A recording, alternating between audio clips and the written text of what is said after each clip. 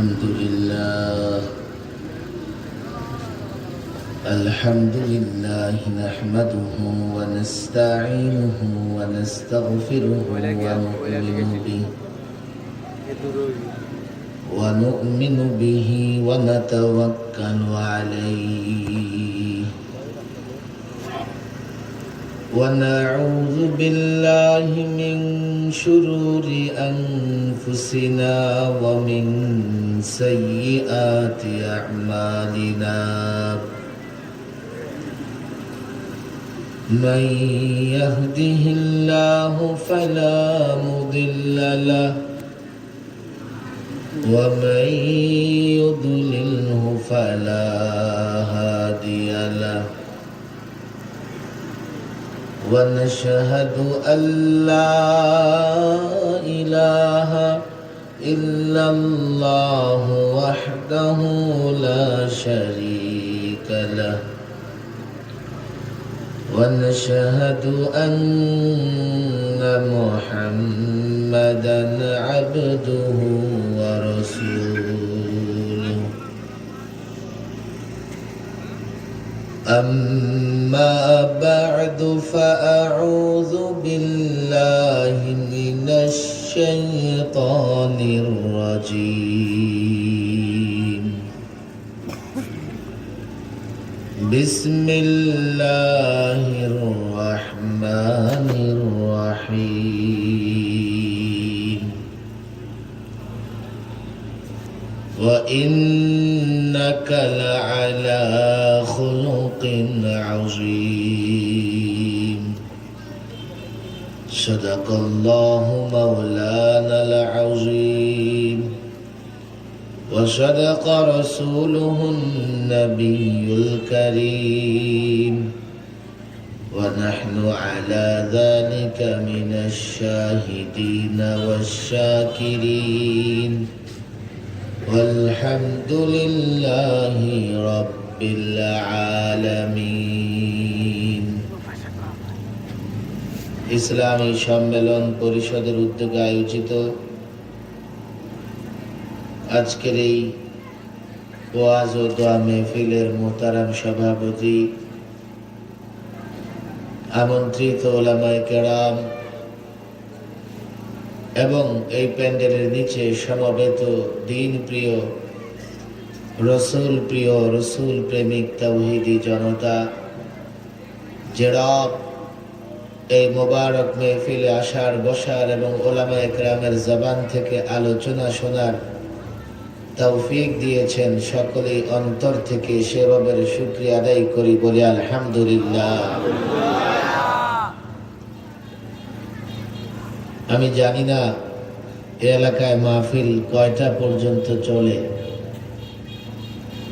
তবে এতটুকু বলতে পারি আরো ঘন্টাখানেক মাহফিল চলতে পারে। তো ডাইনে একটা মেশিন ঘুরতেছে, এটা কি রে? কেন কারেন্ট নাই? এটা তো কাছে লাগানোর দরকার কি ছিল? একটা মোটর চলতেছে সারাক্ষণ। এরপরে আপনাদের ভাষা আর আমার ভাষার মধ্যেও একটু পার্থক্য আছে। আমি জানি না ঠিক মতো আপনাদের সব কথা বুঝাতে পারবো কিনা, চেষ্টা করি যাতে একটা একটা বুঝানো যায়। আরো ঘন্টাখানেক মাহফিল চললে আপনাদের কষ্ট হবে। দেখেন এনে হাজার হাজার মানুষ, আওয়াজ মনে হচ্ছে 10 জন লোকের। আরো ঘন্টাখানেক মাহফিল চললে আপনাদের কষ্ট হবে। তাতেও পিছনের লোকদের আওয়াজ নাই, মনে হয় বাড়ি থেকে ঝগড়া করে আসছে বাড়িওয়ালির সঙ্গে। আমি যদ্দূর শুনেছি 11টা 12টা পর্যন্ত মাহফিল চলতে পারে। আমি তো আর 12টা বলি নাই, 10টার একটু বেশি বাজে, হয়তো বা ঘন্টাখানেক চললে 11টার একটু বেশি বাজবে। আমি এই জন্যই এই কথা বলছি যে আপনারা যতক্ষণ বসতে রাজি থাকবেন ততক্ষণ মাহফিল চলবে। তবে আমার কথা অর্ধেক শুনে বাড়ি যাবেন না। যদি অর্ধেক শুনে চলে যান, সমস্যা আপনাদের না আমার। বলে হুজুর আপনার আবার সমস্যা কি? পুরা কথা না শুনবার কারণে বাড়িতে গিয়ে এমন ধরনের মন্তব্য করবেন, মনে হবে মাহফিলের পুরা অপরাধটাই আমার। এই জন্য আমি আজকাল সব জায়গায় মাহফিলে বসে আগে জনগণের অনুমতি নেই। আপনারা যেটুকু সময়ের অনুমতি দেবেন, এটুকু সময় আমি এই জন্যেই আলোচনা করব, যাতে করে আমার টোটাল আলোচনাটা নিয়ে তারপরে বাড়ি যেতে পারেন। আমার বিশ্বাস টেকনাফের জনগণ আপনারা পুরো আলোচনা শুনলে, শুরু থেকে শেষ পর্যন্ত আলোচনা শুনলে আমার বিশ্বাস আমার প্রতি কারো কোনো অভিযোগ থাকবে। ব্যাপারটা হয় কি জানেন, আজকাল আমাদের উপরে নানাভাবে, নানা রকমের, নানা ধরনের চাপ প্রয়োগ করা হয়। আর এই চাপগুলো এই জন্যই প্রয়োগ করা হয়, প্রশাসনের ভাইয়েরা বা সরকারি দলের ভাইয়েরা আমাদের পুরো বক্তব্য শোনেন না। ইউটিউব, ফেসবুক কিংবা মিডিয়া থেকে সামান্য বক্তব্য শুনে ওনারা মনে করেন যে আমাদের কাজই হচ্ছে কেবল ওনাদের বিরোধিতা করা। অথচ এই মাহফিলের স্টেজে আমরা যখন বসি, আমরা কারো বিরোধিতা নয়, সকলের হেদায়েত কামনা করি। কথা ঠিক না বেঠিক? এই জন্য ছোট্ট একটা অনুরোধ, রাস্তায়ও প্রচুর যুবকরা দাঁড়ায় আছে, রাস্তার এপাশে ওপাশে, প্যান্ডেলের নিচে আমার মনে হয় আর জায়গা নেই। যারা দাঁড়িয়ে আছেন আমি তাদের প্রতি সহানুভূতি জানাই, আন্তরিক মোবারকবাদ জানাই। এবং বিশেষ করে যারা দাঁড়িয়ে থাকেন তারা একটা সময় ক্লান্ত হয়ে বাড়ি চলে যান, যার জন্য সকলের দিকে লক্ষ্য করেই ওয়াজ সংক্ষিপ্ত করা লাগে। আমি তাদেরকে অনুরোধ করব, যারা দোকানপাটে দাঁড়িয়ে এক কান দিয়ে ওয়াজ শুনতেছেন, আরেক কান দিয়ে কথা শুনতেছেন, আপনি বলেন এক কান দিয়ে ওয়াজ শুনলে আরেক কান দিয়ে অন্যজনের কথা শুনলে ওয়াজটা কি ঠিক মতো শোনা হলো? তো কিছু কথা শুনে আমি যখন জোর দিয়ে কোনো কথা বলবো সেটা সে শুনবে, আগেরটাও শুনবে না, পরেরটাও শুনবে না, তখন গন্ডগোল হবার আশঙ্কা থাকে। কথা ঠিক না বেঠিক? যেহেতু আমার পরে আর কোনো বক্তা নেই, আমার অনুরোধ থাকবে, এই টেকনাফের মুসলিম যুবক, মুসলমান ভাইরা আমার, যারা দোকানে দাঁড়িয়ে আছো, দোকানের মালিক, দোকানের কর্মচারী, দোকানদার ভাইরা, দোকানে দাঁড়িয়ে থাকা কোন মুসলমান আর দোকানে দাঁড়িয়ে থাকবে না। সকলে রাস্তার এপাশে মাহফিলের কাছাকাছি চলে আসবে, যাতে আলোচনা যতটুকুই হয় না কেন অন্তর থেকে, অন্তরের কান দিয়ে আমরা শুনতে পারি। কথা ঠিক না বেঠিক? সময় বড় কঠিন, সময়টা বড় কঠিন। এই সময়ে কথা বলা, কথা শ্রবণ করা, মাহফিল আয়োজন করা সবই কঠিন। কথা ঠিক না বেঠিক? এই সময়ে যে যুবকরা এই মাহফিল সাজিয়েছে, এই সম্মেলন সাজিয়েছেন, যে যুবকরা, যে ধর্মপ্রাণ মুসল্লিরা এই আয়োজনের সঙ্গে শরীক আছেন, আমি তাদের মোবারকবাদ জানাই। আমি তাদেরকে অন্তর থেকে ধন্যবাদ জানাই। কঠিন সময়ে তারা এই মাহফিলের আয়োজন করেছে এবং আমার বিশ্বাস এই মাহফিল, এই আলোচনা অত্র এলাকার মানুষের হেদায়েতের কারণ হবে, হেদায়েতের জরিয়া হবে। ধন্যবাদ জানাই। আমার আগে আলোচনা করছিলেন মাওলানা রিজওয়ান রফিকি, মাওলানা মুফতি রিজওয়ান রফিকি। এই টেকনাফের একজন পরিচিত আপনাদের প্রিয় একজন আলোচক সারা বাংলাদেশে আলোচনা করেন বাতিলের বিরুদ্ধে, বিশেষ করে যারা মুসলমানের ঈমান হরণ করতে চায় তাদের বিরুদ্ধে বলিষ্ঠ ভূমিকা রাখেন মাওলানা মুফতি রিজওয়ান রফিকি। তাকেও মোবারকবাদ জানাই, দীর্ঘ সময় এখানে আলোচনা করেছেন। এবং আমি মাদ্রাসায় বসে শুনছিলাম তার যে আলোচনার বিষয়, যদিও অনেকে হয়তো মনে করবেন যে হুজুর আলোচনাটা একটু গরম করেন, বা আলোচনাটা বেশি গরম হয়ে গেছে নরম করেন, বা সুরটা কম হয়ে গেছে সুরটা বাড়ায়া দেন, বা সুরটা বড় হয়ে গেছে কমায়া দেন। সুর বাড়ানো কমানো, জোরে বক্তৃতা করা, নরম কথা বলা আমাদের উদ্দেশ্য এগুলো নয়। আমাদের উদ্দেশ্য হচ্ছে আলেমের আলোচনা শুনে দ্বীনের পথে চলা। কথা ঠিক না বেঠে? আপনাদের হাতে দড়ি পায়ে দড়ি।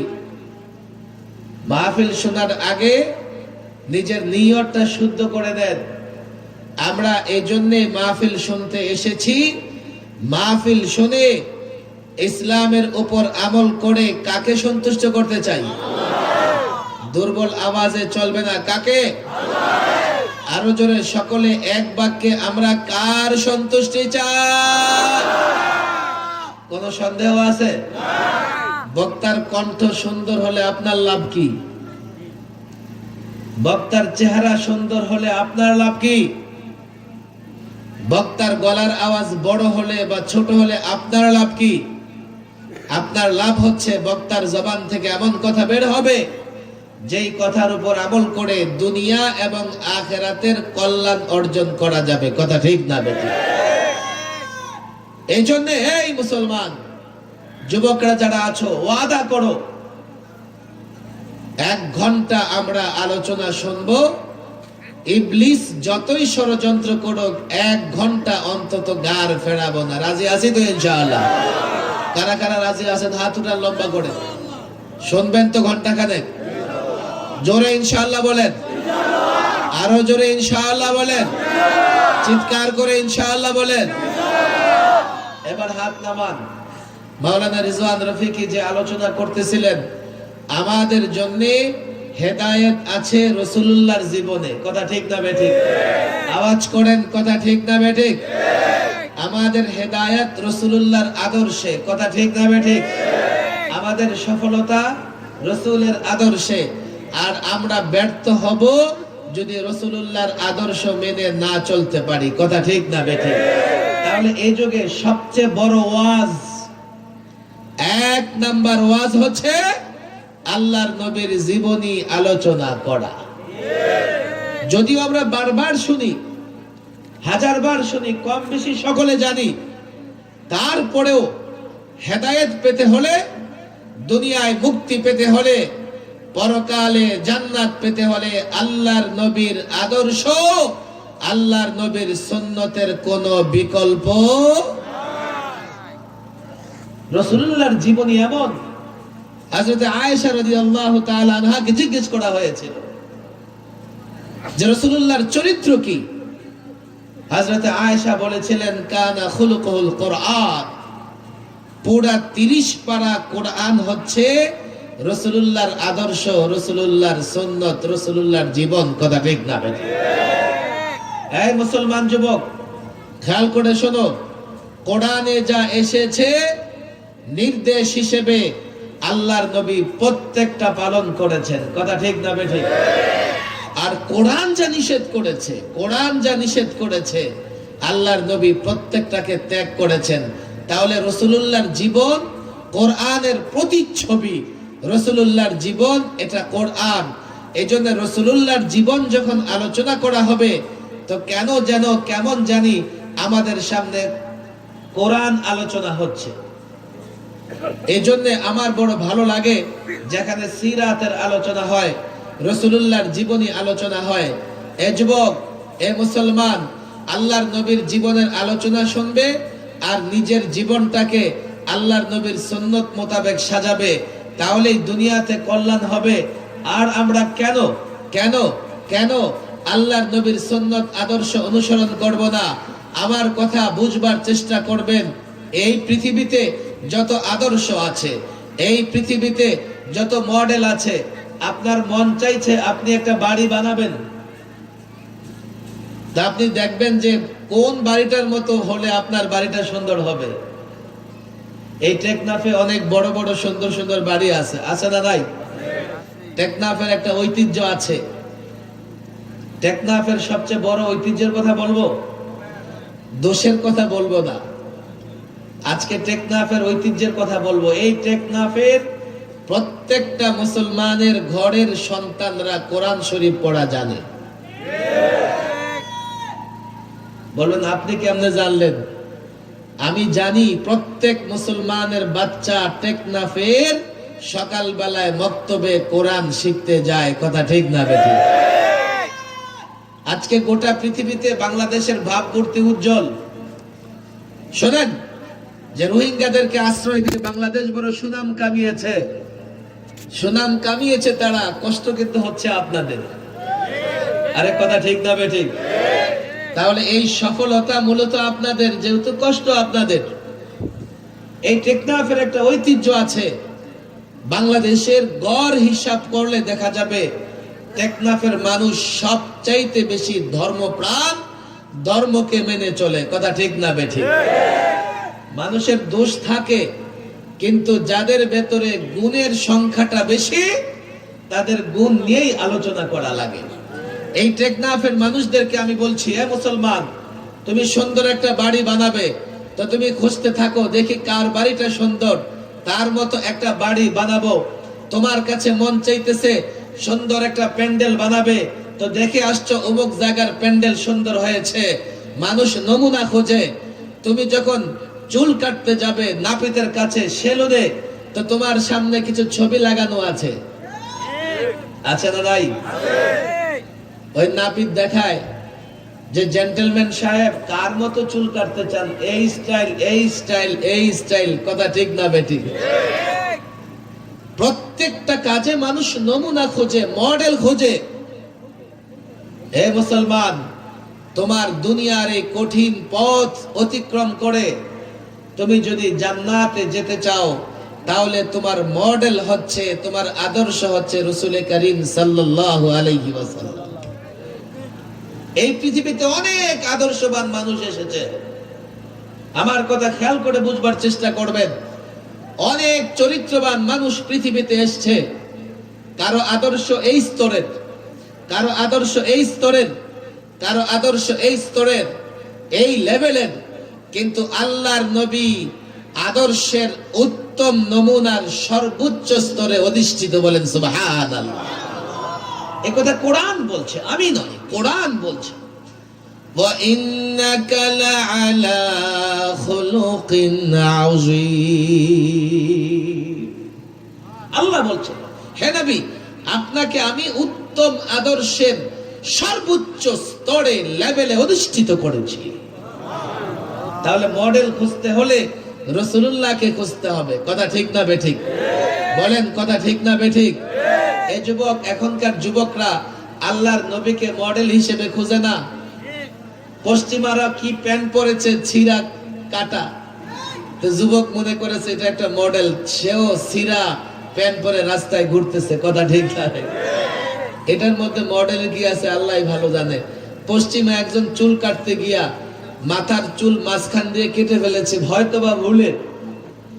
এখন যুবক মনে করতেছে এটাও একটা স্টাইল, তো নিজে মাঝখান দিয়ে চুল কেটে ঘুরে বেড়ায়। আমাদের জীবনের আদর্শ কেন তুমি রাসূলকে গ্রহণ করবে না? আল্লাহর নবীর আদর্শ, আল্লাহর নবীর জীবনী আলোচনা করলে রাত শেষ হয়ে যাবে, সপ্তাহ শেষ হয়ে যাবে, মাস শেষ হয়ে যাবে, রাসূলুল্লাহর জীবনী শেষ হবে না। আপনারা 1 ঘন্টার ওয়াদা করেছেন, আমি আপনাদেরকে কিছু কথা বুঝাবার চেষ্টা করব।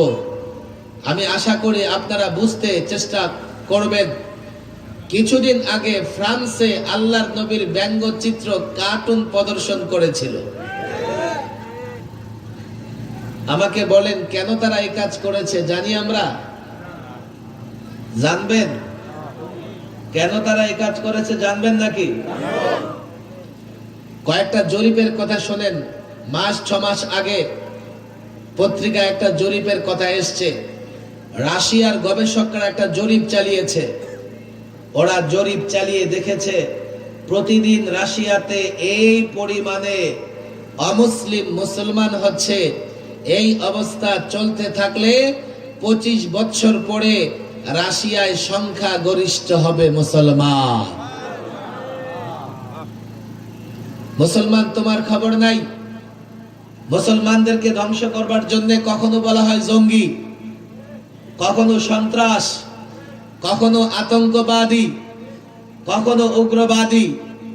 আর এই আতঙ্কবাদী উগ্রবাদী বলে কখনো আফগানে হামলা করে, কখনো ইরাকে হামলা করে, কখনো লিবিয়ায় হামলা করে, কখনো সিরিয়ায় হামলা করে, কখনো ফিলিস্তিনে আক্রমণ করে, আবার কখনো কাশ্মীরকে দখল করে নেয়। এই স্লোগান তারা দিয়েছে, দিয়ে ব্যর্থ হয়েছে। যতই মুসলমানকে জঙ্গি বলে, সন্ত্রাস বলে, আতঙ্কবাদী বলে, উগ্রবাদী বলে, জরিপে দেখা যায় প্রতিদিন মুসলমানের সংখ্যা বাড়ছে। বিশেষ করে ফ্রান্স যখন দেখলো ফ্রান্সের মতো দেশে ফ্রান্সের যুবকরা প্রতিদিন আল্লাহর নবীর জীবনী পড়ে পড়ে, আল্লাহর নবীর আদর্শ দেখে দেখে ইসলামের দিকে ঝুঁকছে, এই ফ্রান্স মনে করলো চলো এই যুবকদেরকে রুখবার জন্য, প্রতিরোধ করবার জন্য মুহাম্মদ আরবির বদনাম করতে হবে। তোমরা ব্যঙ্গচিত্র প্রদর্শন করে রাসূলকে সন্ত্রাসী দেখাও, নগ্নভাবে আল্লাহর নবীর চরিত্র, আল্লাহর নবীর চরিত্র নিয়ে ব্যঙ্গচিত্র তৈরি করো। তাহলে যুবকরা আর মুহাম্মদের জীবনী পড়বে না, মুহাম্মদের আদর্শ দেখবে না, মুহাম্মদকে ঘৃণা করবে। আর যখন মুহাম্মদকে ঘৃণা করবে তখন আর ইসলাম তারা আনবে না, ইসলামের কাছে যাবে না। ফ্রান্সের জরিপ বলছে একদিকে ফ্রান্স আল্লাহর নবীকে নিয়ে কটূক্তি করছে, আল্লাহর নবীকে নিয়ে ব্যঙ্গচিত্র প্রদর্শন করছে, অন্যদিকে ফ্রান্সের যুবকদের ভেতরে আল্লাহর নবীর জীবনী আদর্শ পড়ার আগ্রহ বাড়ছে। তারা ষড়যন্ত্র করেছিল ইসলামের পথ রুদ্ধ করে দেবে। আল্লাহ পাকের মঞ্জুরি হচ্ছে, আল্লাহ পাকের সিদ্ধান্ত হচ্ছে ইসলাম ছড়িয়ে দেবে। ফ্রান্সের যুবকরা আগের চেয়ে বেশি ইসলাম গ্রহণ করা শুরু করেছে। তুমি মুসলমান, রাসূলুল্লাহর আদর্শের কাছেও যাও না, অথচ ফ্রান্সের যুবকরা, ফ্রান্সের মুসলমানরা, আল্লাহু আকবার, যারা এখন মুসলমান হচ্ছে ওরা রাসূলুল্লাহর আদর্শ, রাসূলুল্লাহর চরিত্র, রাসূলুল্লাহর জীবনী পড়ে পড়ে মুসলমান হয়ে যাচ্ছে। কেন জানেন?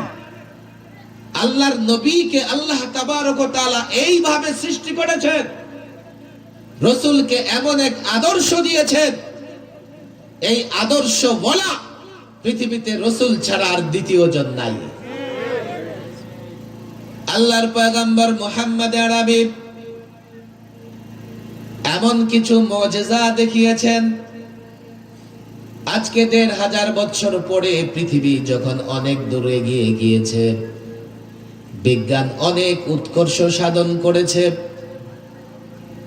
আজ থেকে ২০ বছর আগে মানুষ মোবাইলে কথা বলতে পারবে কল্পনা করত না, অথচ এখন শুধুমাত্র মোবাইলে কথা বলে এমন নয়, যার সঙ্গে কথা বলে তার চেহারা পর্যন্ত দেখা যায়।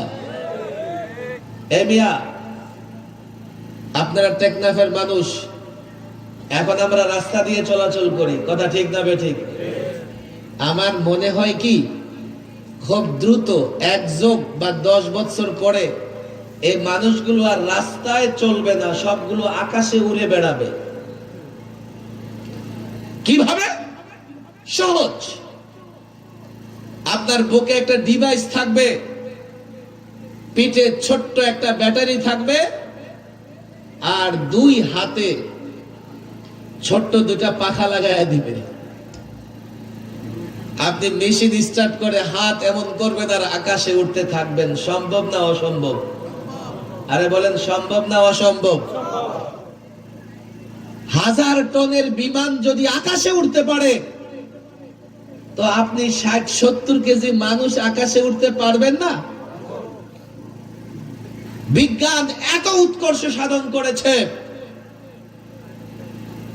কিন্তু ১৫০০ বছর আগে রসুল যা মুজিজা দেখিয়ে গেছেন, এই মুজিজার ধারে কাছেও এখন বিজ্ঞান যেতে পারে। আল্লাহর পয়গম্বর মুহাম্মদ আরবি মুহাম্মদ মুস্তাফা সাল্লাল্লাহু আলাইহি ওয়াসাল্লাম মেরাজ থেকে এসে ভবিষ্যৎবাণী করলেন, আগামী বুধবারে মেরাজের রজনীতে আমি একটা কাফেলা দেখে এসেছি। আগামী বুধবারে সেই কাফেলা মক্কায় প্রবেশ করবে। বুধবার দিন সন্ধ্যার আগেই সেই কাফেলা মক্কায় চলে আসবে। বুধবার যখন বিকেল হয়ে গেল, আসর নামাজ পড়ে ফেলল লোকেরা, তখনও সেই কাফেলাকে দেখা যায় না। সাহাবায়ে কেরাম চিন্তিত হয়ে গেলেন, ব্যাপার কি? যদি সূর্য ডুবার আগে সেই কাফেলা না আসে, লোকেরা আল্লাহর নবীকে মন্দ বলবে, আল্লাহর নবীকে ভৎসনা করবে। আল্লাহর পয়গম্বর মুহাম্মদ আরবি সঙ্গে সঙ্গে আল্লাহর কাছে দোয়া করলেন। তারিখের কিতাব লিখেছে, সিরাতের কিতাবে এসেছে, আল্লাহর নবী দোয়া করবার সঙ্গে সঙ্গে সূর্যটা নিজ জায়গায় থেমে গেছে। হাজার মুজিজা! কেমন নবী রাসূল পেয়েছো, একবারও তো চিন্তা করে দেখো নাই? আজকে নেতার নামে স্লোগান দাও, সংগঠনের নামে স্লোগান দাও, অথচ নবীর নামে স্লোগান দিতে তোমাদের লজ্জা লাগে। শুধু তাই নয়, একবার হযরত আলী রাদিয়াল্লাহু তাআলা আনহুর আসর নামাজ কাজা হয়ে গেছে। খায়বার থেকে ফেরার পথে আল্লাহর পয়গম্বর মুহাম্মদ আরবি আসর নামাজের পরে হযরত আলী রাদিয়াল্লাহু তাআলা আনহুর কোলে মাথা রেখে শুয়েছিলেন। এমন সময় ওহী নাযিল হওয়া শুরু হয়ে গেছে। ওহী নাযিল হতে হতে সূর্য ডুবে গেছে। হযরত আলী বললেন, ইয়া রাসূলুল্লাহ, আমি এখনো আসর নামাজ পড়ি নাই, আমার আসর নামাজ কাজা হয়ে গেছে। আল্লাহর পয়গম্বর হাত তুলে দোয়া করলেন, আল্লাহ, আলী তোমার পয়গম্বরের আনুগত্য করবার কারণে, তোমার পয়গম্বরের কাজে ব্যস্ত থাকবার কারণে আসর নামাজ পড়তে পারে নাই, আপনি আবার সূর্যটাকে ফেরত নিয়ে দেন, যাতে আলী আসর নামাজ পড়তে পারে। আল্লাহর নবী দোয়া করার সঙ্গে সঙ্গে ডুবন্ত সূর্যটা আবার ফিরে এলো। আল্লাহু আকবার! হিজরতের 5 বছর আগে আবু জেহেলরা, উতবা, শাইবারা রাসূলুল্লাহর কাছে গেলেন, মুহাম্মদ, তুমি যদি সত্য হয়ে থাকো তো এমন কিছু দেখাও যা দেখে আমরা বুঝতে পারবো তুমি আল্লাহর পয়গম্বর। অথবা এই 14 তারিখের পূর্ণিমার চাঁদ আকাশে দেখা যায় রাতের বেলা, তুমি এই চাঁদটাকে 2 টুকরা করে দেখাও। আল্লাহর পয়গম্বর মুহাম্মদ আরবি বললেন, হ্যাঁ, যদি চাঁদটাকে 2 টুকরা করে দেখাতে পারি তাহলে তোমরা কি ইসলাম গ্রহণ করবে? তারা বলল, হ্যাঁ, আমরা তোমাকে সত্য নবী হিসেবে মেনে নেব। আল্লাহর পয়গম্বর মুহাম্মদ আরবি আল্লাহ তাবারক ওয়া তাআলার কাছে দোয়া করলেন। সিরাতের কিতাবে এসেছে, রাসূল সাল্লাল্লাহু আলাইহি ওয়াসাল্লাম দোয়া করবার পরে পূর্ণিমার সেই চাঁদটি 2 টুকরা হয়ে পাহাড়ের 2 পাশে চলে গেছে। কিন্তু কাফের তো কাফেরই। এখন কি বলে জানেন? কয়, মনে হয় মোহাম্মদ জাদু করেছে। তারিখের কিতাবে লেখে, আসর থেকে মাগরিব পর্যন্ত যেটুকু সময়, এই পুরা সময়টা চাঁদ 2 টুকরা হয়ে পাহাড়ের 2 পাশে অবস্থান করছিল। চিৎকার করে সুবহানাল্লাহ বলবেন না? কুরাইশরা কি বলে জানেন?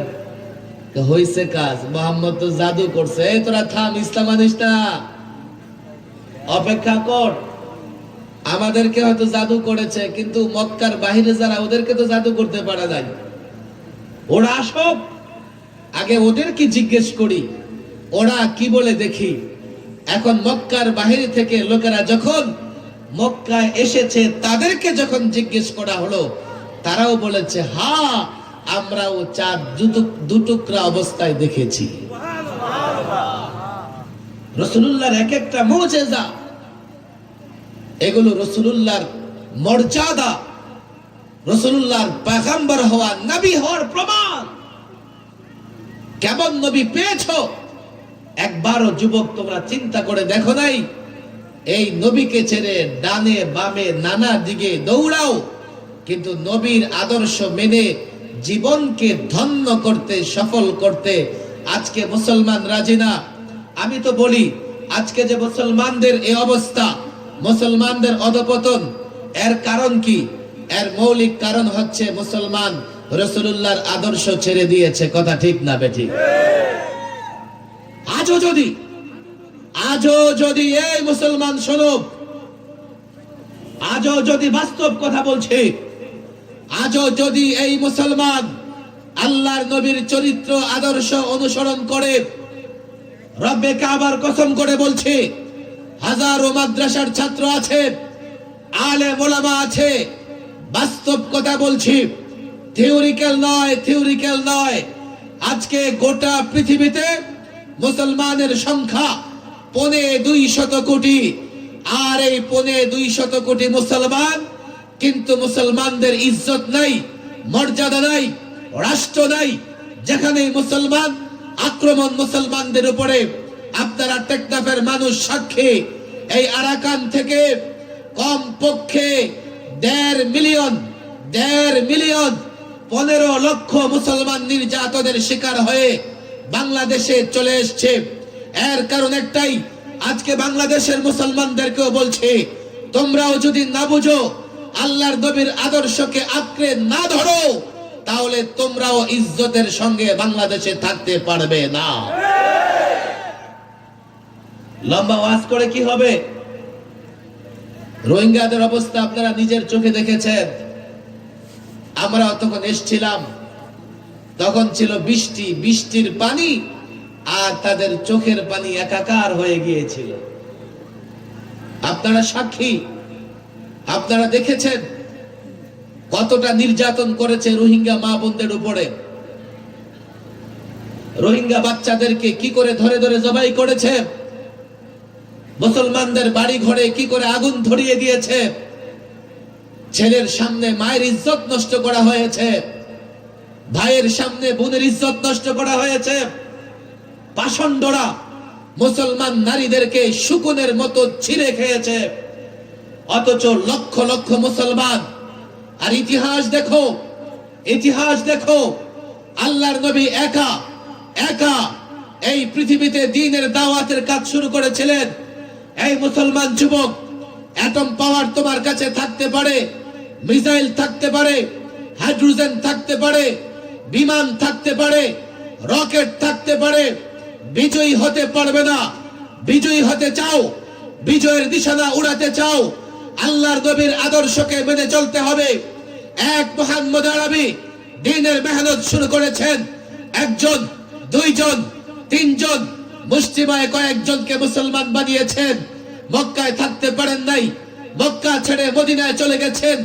মাত্র 313 জন কাফের, চতুর্দিকে মুনাফিক, চতুর্দিকে আল্লাহর নবীর দুশমন, চতুর্দিকে দ্বীনের দুশমন।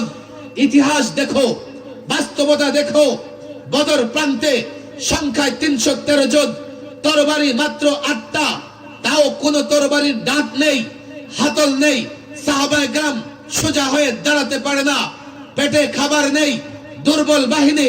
আর মুসলমানদের মোকাবেলায় সশস্ত্র যোদ্ধা কাফের, তৎকালীন সময়ের অত্যাধুনিক অস্ত্রে শস্ত্রে সজ্জিত এক বাহিনী।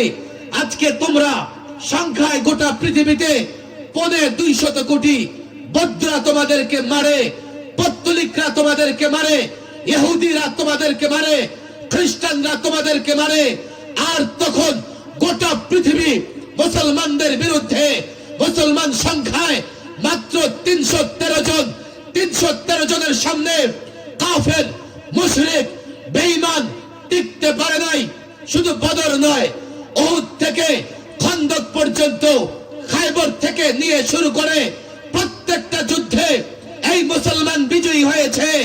একটাই, এই মুসলমান রাসূলুল্লাহর আদর্শ ধরেছে, এই মুসলমান রাসূলুল্লাহর সুন্নাহ ধরেছে। শুধু মক্কা নয়, মদিনা, মদিনা নয়, আরব, আরব নয়, আফ্রিকা, আফ্রিকা থেকে আমেরিকা, ইউরোপ থেকে মানবে কি মানবে না? প্রশাসনের ভাইরা মানবে কি মানবে না? যদি আমরা সকলে মিলে রাসূলুল্লাহর গোলাম হয়ে যাই, আমাদের মধ্যে ঝগড়া থাকবে? থাকবে ঝগড়া? বলেন ঝগড়া থাকবে? আমরা ভাই ভাই হয়ে থাকতে পারবো তো ইনশাআল্লাহ? চিৎকার করে বলেন ভাই ভাই হয়ে থাকবো তো ইনশাআল্লাহ? ভাই ভাই হয়ে থাকবো তো ইনশাআল্লাহ? কিভাবে থাকবো? সকলে মিলে রাসূলুল্লাহর সুন্নাত মেনে চলবো, রাজি আছি তো ইনশাআল্লাহ? হাত নামান। যদি রাসূলুল্লাহর সুন্নাত মানি, আমাদের ভিতরে ঝগড়া বিবাদ থাকবে না। ওয়াদা আপনারা করেছেন, আজ থেকে রাসূলুল্লাহর সুন্নাত গুলো পড়বেন, মেনে চলার চেষ্টা করবেন। অনেক আলোচনা হয়েছে, আমি লম্বা সফর করে এসেছি, ক্লান্ত। ঢাকা থেকে টেকনাফ পর্যন্ত আসতেই তো ক্লান্ত হয়ে যাওয়া লাগে, আবার বয়ান কিভাবে করব। এরপরেও আলহামদুলিল্লাহ এই মধ্যরাত পর্যন্ত এই গ্রামের একটি মাহফিলে হাজার হাজার যুবক, এটা প্রমাণ করে যে আপনাদের ভিতরে রাসূলের মহব্বত আছে। কথা ঠিক না বেঠিক?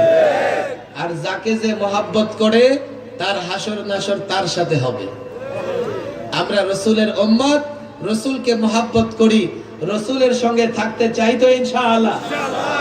এই মুসলমান, কথা লম্বা করব না বলেছি, ছোট্ট একটা হাদিস বলি।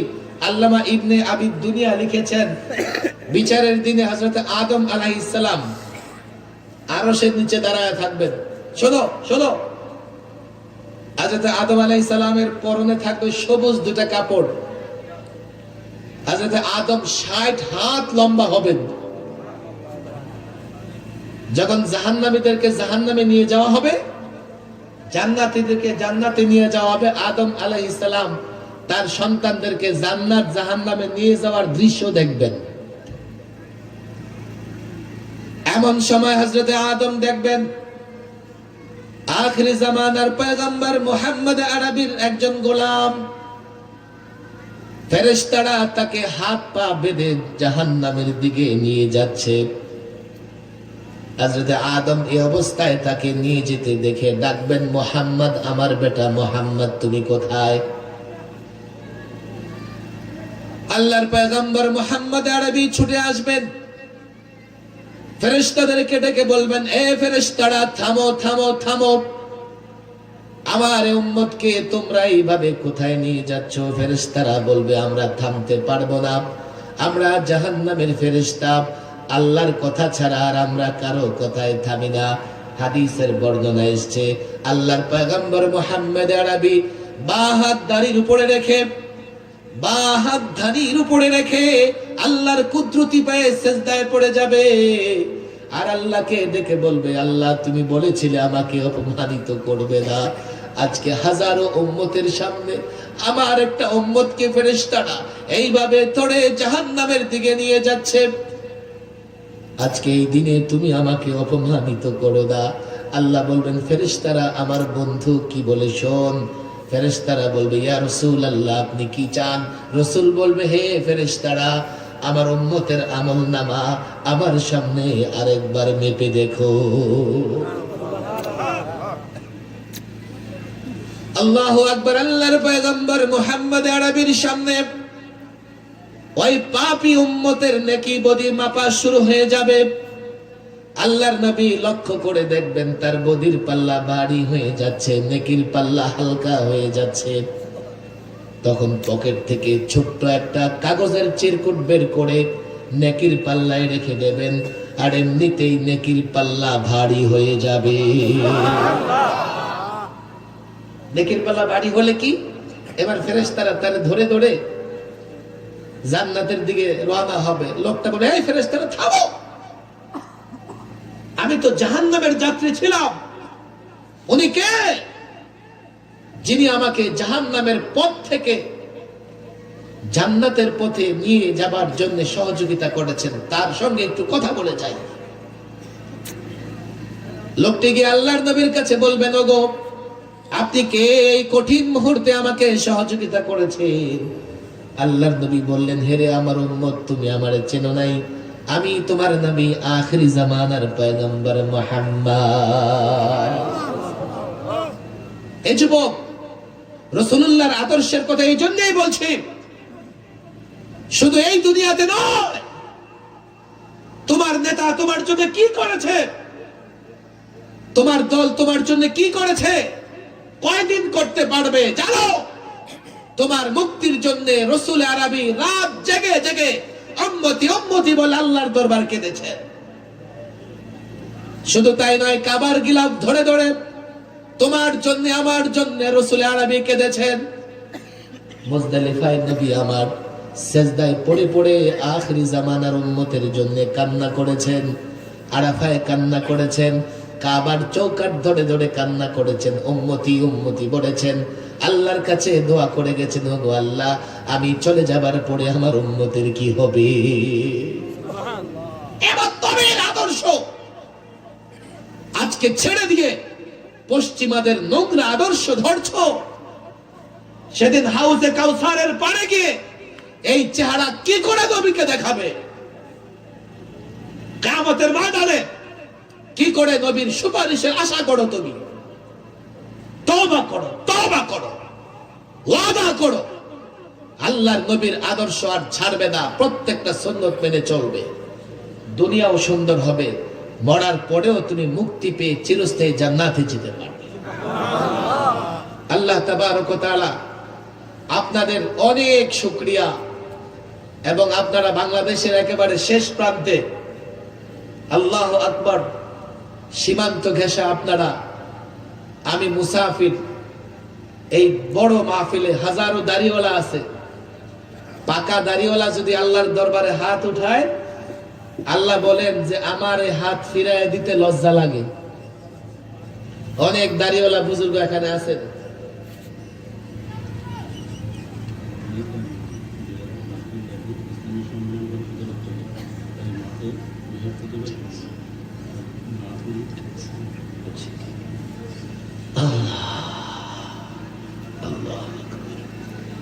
আমিও মুসাফির, আপনারাও সীমান্ত ঘেঁষা, সারহাদ যাকে বলা হয়, দেশের এক প্রান্তে থাকেন।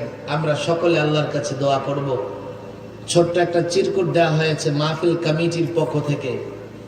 আগামী এই ইসলামী সম্মেলন পরিষদের সম্মেলন হবে 13-14 জানুয়ারি, বৃহস্পতিবার ও জুমাবার, এই জায়গায়, এই মাঠে। আপনারা সকলে বলেন আল্লাহ কবুল করেন, সহযোগিতা করবেন তো ইনশাআল্লাহ। আজকে যেভাবে আসছেন, আগামীতে প্রত্যেকের সাথে আরেকজন করে নিয়ে আসবেন। কিন্তু জায়গা হবে কোথায়? যুবকদের বলে যাই, প্যান্ডেল আরো ডবল করো। রাজি আছেন তো ইনশাআল্লাহ? 2, মাহফিল মাঠের মালিক মৃত হাজী এজহার মিয়ার জন্য বিশেষ দোয়ার আবেদন। আল্লাহু আকবার। হাজারো মানুষ এই মাঠে বসে যার জায়গায় কি করেছেন, এই ওয়াজের আয়োজন হয়েছে, তিনি ইন্তেকাল করেছেন, কবরে আছেন, আমরা সকলে তার জন্য দোয়া করব। রাজি আছি তো ইনশাআল্লাহ?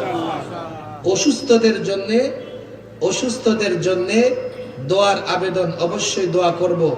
মাহফিল পরিচালনা কমিটির সদস্য মোহাম্মদ ইয়াসিন ভাইয়ের বাবা কিছুদিন আগে ইন্তেকাল করেছেন। আল্লাহু আকবার। আমরা দোয়া করব আল্লাহ যেন ইয়াসিন ভাইয়ের বাবার কবরটা জান্নাতের বাগান বানায়া দেয়। শুধু ইয়াসিন ভাইয়ের জন্য নয়, আমরা সকল মরহুম মরহুমাদের জন্য দোয়া করব ইনশাআল্লাহ। এখনই দোয়া হবে, আমি মুসাফির, আপনাদেরকে নিয়ে দোয়া করব। প্রথমে তওবার নিয়তে কয়েকবার ইস্তিগফার পড়েন। আস্তাগফিরুল্লাহ,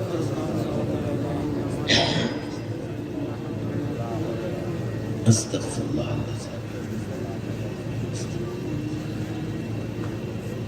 কয়েকবার দুরূদ শরীফ পড়েন সকলে।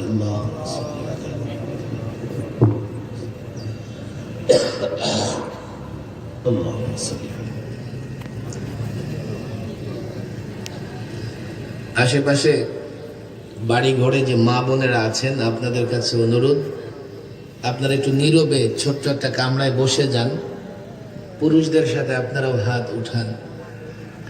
যারা যুবকরা যেখানে আছে, যাদের বসার জায়গা আছে, বসে যাই। আমরা কিছুটা সময় আল্লাহর কাছে দোয়া এবং কান্নাকাটি করবো। রাজি আছি তো ইনশাআল্লাহ? শোনেন, দোয়া করা ইবাদত। দোয়া করা কি? নামাজ পড়লে কি হয়? সওয়াব হয়। বলেন হয় কি না? নামাজ পড়লে কি হয়? দান করলে কি হয়? দোয়া করলেও কি হয়? দোয়া কবুল হোক আর না হোক, এই মুসলমান শোনো শোনো, দোয়া কবুল হোক আর না হোক, দোয়া করলে ইবাদত, সওয়াব দেন কে?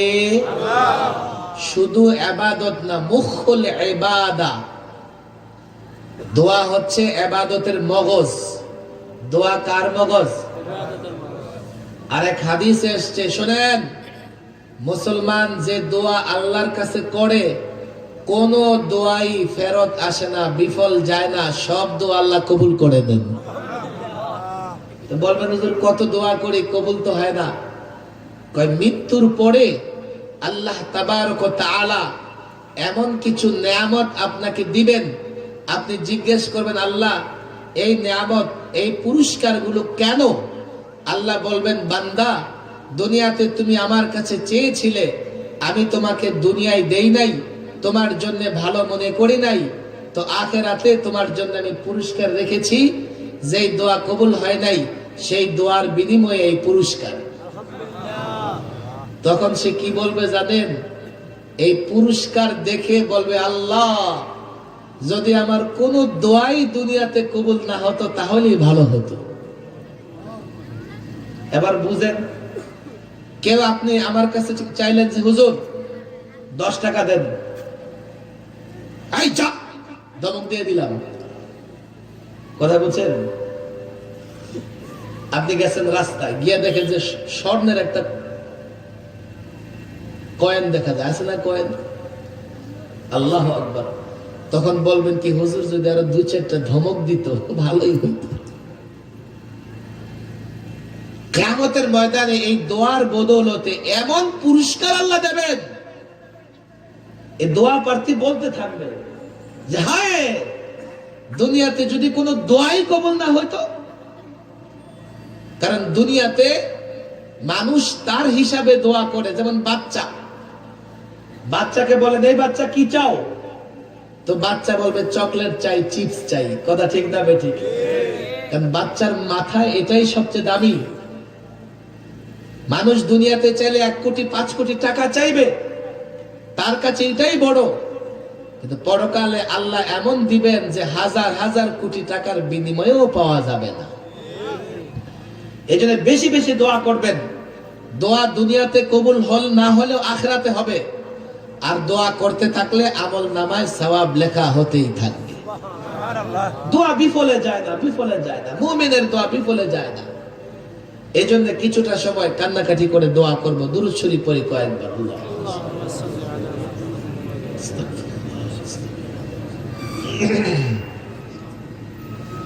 اللهم أنت السلام ومنك السلام تباركت يا ذا الجلال والإكرام. ربنا ظلمنا أنفسنا وإن لم تغفر لنا وترحمنا لنكونن من الخاسرين. ربنا لا تزغ قلوبنا بعد إذ هديتنا وهب لنا من لدنك رحمة إنك أنت الوهاب. يا رب العالمين يا رب العرش العظيم يا رب الشمس والقمر يا خالق الليل والنهار فانصرنا على القوم الكافرين وانصرنا على القوم الظالمين. আল্লাহ তাবারক ওয়া তাআলা ইসলামী সম্মেলন পরিষদের আজকের এই আয়োজনের শেষ পর্যায়ে আমরা কতিপয় গুনাহগার বান্দা তোমার দরবারে হাত তুলেছি। মাওলারে, জীবনে কত গুনাহ করেছি, জেনে করেছি, না জেনে করেছি, বুঝে করেছি, না বুঝে করেছি। রাতের অন্ধকারে আমাদের দ্বারা গুনাহ হয়ে গেছে, দিনের আলোতেও শয়তানের ধোঁকায় পড়ে গুনাহ করে ফেলেছি। আল্লাহ, আজকের এই ইসলামী সম্মেলনের শেষ পর্যায়ে তোমার দরবারে হাত তুলে জীবনের সকল গুনার জন্য তওবা করছি। আমাদের গুনাহগুলো তুমি মাফ করে দাও। আল্লাহ, না বুঝে না জেনে করেছি। আল্লাহ, আমাদের গুনাহগুলো মাফ করে দিয়ে নেকি দ্বারা আমলনামা ভরপুর করে দাও। আল্লাহ তাবারক ওয়া তাআলা, মধ্যরাত পর্যন্ত আমরা যারা এই প্যান্ডেলের নিচে বসে তোমার নবীর আদর্শ, তোমার নবীর জীবনী নিয়ে আলোচনা শুনেছি, মাওলা গো, আমাদের প্রত্যেককে তুমি তোমার নবীর গোলাম বানায়া দাও, তুমি তোমার নবীর আশিক বানায়া দাও, তোমার নবীর প্রত্যেকটা সুন্নাত মেনে চলার তৌফিক দাও। আল্লাহ তাবারক ওয়া তাআলা, ইসলামের পথে চলা সহজ করে দাও। আল্লাহ, নেক কাজের মহব্বত দান করো, গুনাহ থেকে বেঁচে থাকার তৌফিক দান করো। আল্লাহ তাবারক ওয়া তাআলা, বেশি বেশি তোমার গোলামি এবং দাসত্ব করার তৌফিক দাও। আল্লাহ, আমাদের জীবনকে সুন্দর করে দাও। যারা বেকার যুবক আছে, কর্মসংস্থানের ব্যবস্থা করে দাও। আল্লাহ তাবারক ওয়া তাআলা, আমাদের ঘরে শান্তি নাজিল করো, সমাজে শান্তি নাজিল করো, আমাদের রাষ্ট্রে শান্তি নাজিল করো, আমাদের মধ্যে ঝগড়াঝাটি বন্ধ করে দাও। আল্লাহ, মিল মোহাব্বত তৈরি করে দাও, ভাতৃত্ববোধ তৈরি করে দাও। আল্লাহ, দলমত নির্বিশেষে সকলকে মিলেমিশে থাকার তৌফিক দান করো, ঝগড়াঝাটি বন্ধ করে দাও। আল্লাহ, একসঙ্গে ভাই ভাই হয়ে কাঁধে কাঁধ মিলিয়ে ইসলামের উপর অবিচল অটল থাকার তৌফিক দান করো। আল্লাহ তাবারক ওয়া তাআলা, এই মাঠের মালিক দুনিয়া থেকে বিদায় নিয়ে চলে গেছে। সুন্দর একটা মাঠে আজকে জান্নাতের বাগান সাজানো হয়েছে। মাওলারে, জানি না উনি কবরে কি অবস্থায় আছে। আল্লাহ, তোমার কাছে ফরিয়াদ, আজকের এই মাহফিলের উসিলায় তুমি তার কবরকে জান্নাতের বাগান বানায়া দাও। আগামী বৎসর 13-14 জানুয়ারি, বৃহস্পতি শুক্রবার, 2 দিন ব্যাপী এই মাহফিলের ঘোষণা করা হয়েছে। মাওলারে, আল্লাহ, কোরআনের বাগান যেন এত সুন্দর করে আগামী বছর সাজানো যায়, তুমি সেই তৌফিক এই কমিটিকে দান করো। আল্লাহ, ব্যবসায়ীরা দোয়া চেয়েছে, ব্যবসায় ব্যবসায় ব্যবসায়, আল্লাহ ব্যবসা, আল্লাহ ব্যবসায় তুমি বরকত দান করো, হালাল হালাল রুজি রোজগার করার তৌফিক দান করো। চাকরিজীবীদের চাকরিতে বরকত দান করো, কামাই রোজগারে বরকত দান করো, স্বামী স্ত্রীর মধ্যে মিল মোহাব্বত দান করো। মাওলারে, সন্তানদেরকে এমন বানায় দাও যেন মা বাবার খেদমত করে, আর মা বাবাকে এমন বানায় দাও যেন সন্তানের অধিকারটুকু আদায় করে সন্তানকে কোরআন শিক্ষা দেয়। আল্লাহ, যারা দোয়া চেয়েছে তুমি জানো, প্রত্যেকের নেক দোয়া তুমি কবুল করে নাও। আল্লাহ, মজলিসে যারা বসে আছে, জানি না কার মা নাই, কার বাবা নাই, কার আদরের মা অন্ধকার কবরে, কার আদরের বাবা অন্ধকার কবরে। আল্লাহ, গোটা দুনিয়ার খবর আছে, কিন্তু বাড়ির পাশে কবরের খবর নাই। আল্লাহ, আজকের মাহফিল থেকে তাদের পক্ষ থেকে মাফ চাই, মাফ চাই, তাদেরকে মাফ করে দাও, আর তাদের কবরকে জান্নাতের বাগান বানায়া দাও। আল্লাহ তাবারক ওয়া তাআলা, আমাদের যাদের মা বাবা বেঁচে আছে, মা বাবাকে ইজ্জতের জিন্দেগি দাও। আল্লাহ, আমাদের মা বাবার ইজ্জত বাড়ায়া দাও। আমাদের সন্তানদেরকে মানুষের মতো মানুষ বানাও। আল্লাহ, মাদক থেকে, ইয়াবা থেকে, গাঁজা থেকে, নেশা থেকে, আল্লাহ, অবৈধ প্রেম ভালোবাসা থেকে আমাদের সন্তানদেরকে হেফাজত করো। আল্লাহ, সন্তানদেরকে দ্বীনের খাদেম বানাও। আল্লাহ, মানুষের খেদমত করতে পারে এমন বানাও, জনগণের খাদেম বানাও, সেবক বানাও। সন্তানদেরকে কলিজার জন্য প্রশান্তি বানাও। এমন সন্তান দিও না যে মা বাবার পেরেশানির কারণ হবে, মা বাবার চেহারা কালো হবে। আল্লাহ সন্তানের জন্য মা বাবা অপমানিত হবে এমন সন্তান দিও না। আমাদের প্রত্যেকের সন্তানকে তুমি মানুষের মতো মানুষ করার তৌফিক দাও আল্লাহ। আখিরি ফরিয়াদ, যারা মাহফিলের আয়োজন করেছে প্রত্যেকের নাম তোমার জানা। বাউলারে এত সুন্দর মাহফিলের আয়োজন যারা করেছে প্রত্যেককে তুমি কবুল করে নাও। মাওলারে মধ্যরাত পর্যন্ত অনেক পাকা দাড়ি বলা আল্লাহ, তুমি বলেছো পাকা দাড়ি তোমারে ডাক দিলে তুমি ফিরায় দাও না। আল্লাহ অনেক আলেম আছে হাফেজে কোরআন, 30 পারা কোরআন বুকে দিয়া তোমার দরবারে আমি গুনাহগারের সঙ্গে হাত তুলেছি। বাবলারে যে কার উসিলায় তুমি আমাদের দোয়া কবুল করে দাও। আমাদের হাত ফিরাইয়া দিও না, আমাদের হাত ফিরাইয়া দিও না। তুমি ছাড়া আমাদের কেউ নাই।